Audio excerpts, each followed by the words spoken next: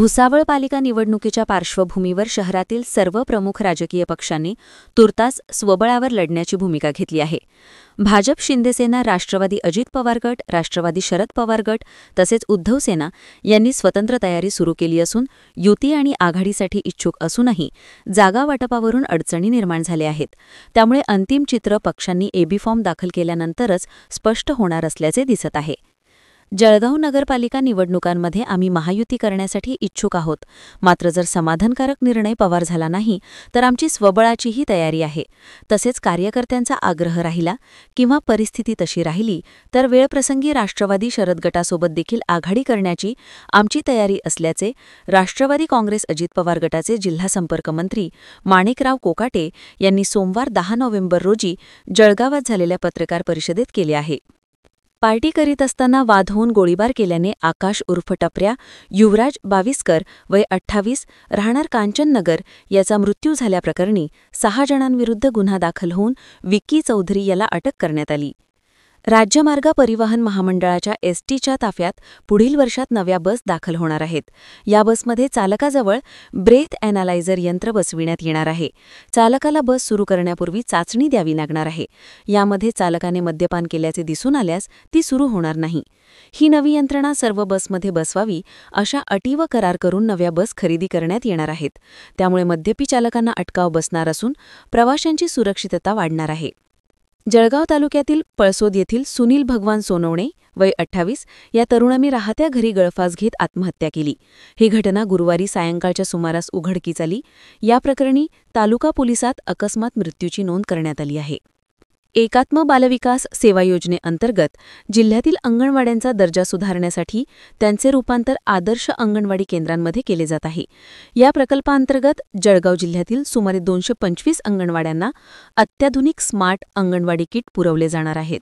या निर्णयामुळे जिल्ह्यातील अंगणवाड्यांचे स्वरूप पूर्णपणे बदलून मुलांना अधिक आनंददायी आणि पोषक वातावरण मिळणार आहे.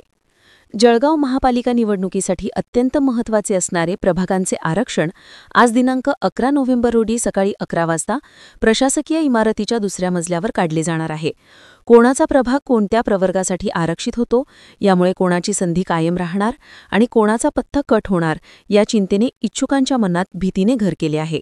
धुळे राज्य माध्यमिक व उच्च माध्यमिक शिक्षण मंडळाने 2025च्या 10वी आणि 12वीच्या परीक्षा तारखा नुकत्याच जाहीर केल्या आहेत. 12वीची परीक्षा 10 फेब्रुवारी ते 18 मार्च आणि 10वीची परीक्षा 20 फेब्रुवारी ते 18 मार्च दरम्यान होणार आहे. या परीक्षांमध्ये कॉपीसारख्या गैरप्रकारांना आळा घालण्यासाठी बोर्डाने यंदा वर्गात सीसीटीव्हीसह बाहेर ड्रोनद्वारे नजर ठेवली जाणार आहे. यामुळे विद्यार्थ्यांना बाहेरून कॉपी मिळण्यास प्रतिबंध बसणार आहे. राज्यातील स्थानिक स्वराज्य संस्थांच्या निवडणुकीच्या खऱ्या संग्रामाला सोमवार दिनांक 10 नोव्हेंबरपासून प्रारंभ झाला. मात्र भुसावळसह विभागातील एकाही नगरपालिकेच्या निवडणुकीसाठी पहिल्या दिवशी उमेदवारी अर्ज दाखल झाला नाही.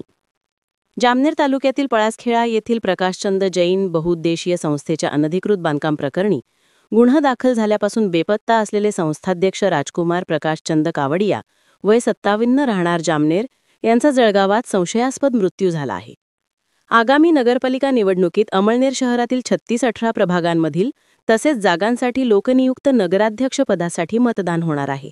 यासाठी शहरातील 97 मतदान केंद्रांवर एकूण 89,751 मतदार आपला मतदानाचा हक्क बजावणार असल्याची माहिती सहाय्यक निवडणूक अधिकारी व तहसीलदार रुपेश कुमार सुराणा आणि मुख्याधिकारी गणेश शिंदे यांनी पत्रकार परिषदेत दिली. चोपडा नगरपालिका निवडणुकीत गेल्या निवडणुकीपेक्षा तब्बल 11,000 मतदारांची वाढ झालेली आहे. हे वाढीव 11,000 मतदारच आगामी काळातील नगराध्यक्ष ठरवणार आहेत. त्यात स्त्री मतदार जास्त असून स्त्री शक्तीचा जागर होणार आहे. त्याच नवीन नगराध्यक्ष ठरवणार आहेत. या निवडणुकीत पुरुष मतदार 32,915 आहेत तर 33,747 महिला मतदार आहेत.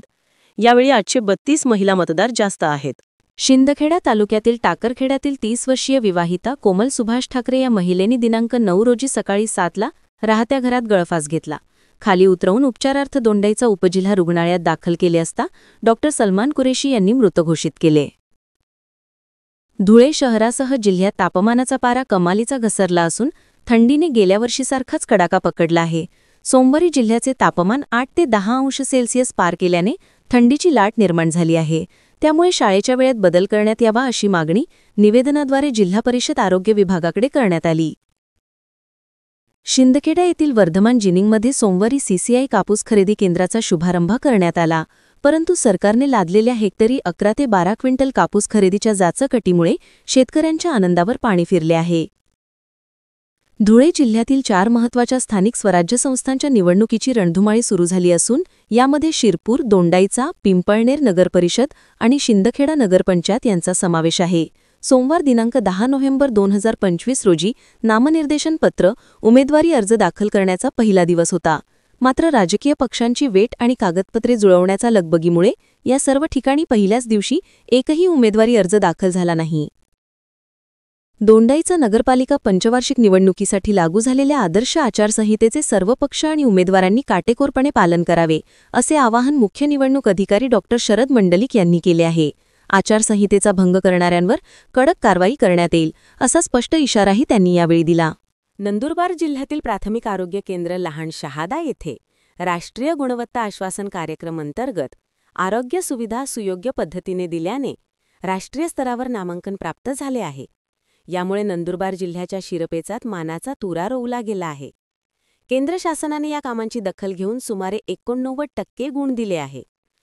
विविध प्रवर्गातील अपंगांच्या मागण्या मान्य करण्यात याव्यात, अशी मागणी राष्ट्रीय अपंग विकास महासंघ नंदुरबार जिल्हा शाखेने केली आहे. याबाबत जिल्हाधिकारी डॉ. मिताली सेठी यांना निवेदन देण्यात आले आहे. नंदुरबार तालुक्यातील पिंपळोद ते शेजवा रस्त्यावर दुचाकीस्वारांना प्रवास करणे कठीण झाले आहे, कारण खड्ड्यांमुळे अनेकदा वाहने अडकून पडतात. रस्त्यावर खड्डे असल्याने वाहतूक धोकादायक झाली आहे. यामुळे प्रवासाला जास्त वेळ लागतो आणि अपघाताची शक्यता वाढली आहे. स्थानिक नागरिकांनी आणि वाहन चालकांनी रस्त्याची तातडीने दुरुस्ती करण्याची मागणी केली आहे.